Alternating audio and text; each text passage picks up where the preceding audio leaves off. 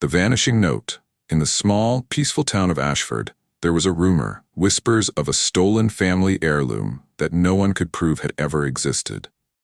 For years, the people spoke in hushed tones about the mysterious disappearance of a gold pocket watch belonging to the wealthy Davenport family. One chilly autumn evening, Amelia Davenport, the youngest member of the family, returned to her childhood home after several years away.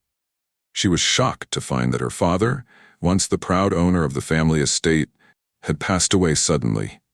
As she went through his belongings, she discovered a letter hidden inside a drawer, written in her father's handwriting. The letter spoke of a treasure, but not just any treasure. He mentioned the pocket watch.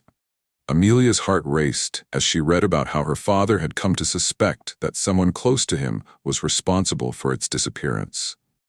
The watch, once thought to be lost, was never truly gone.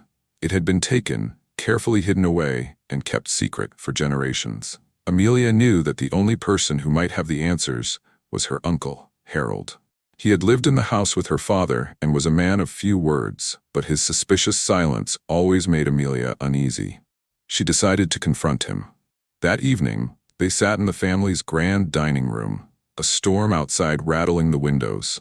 Amelia asked her uncle about the letter, and at first, he denied any knowledge. But as she pressed further, his face grew pale. He confessed that he had known about the watch all along. It had been stolen by someone who had once worked for the family, a trusted servant who had vanished years ago. Harold explained that the watch had been hidden in plain sight, tucked away in the old clock tower on the estate grounds.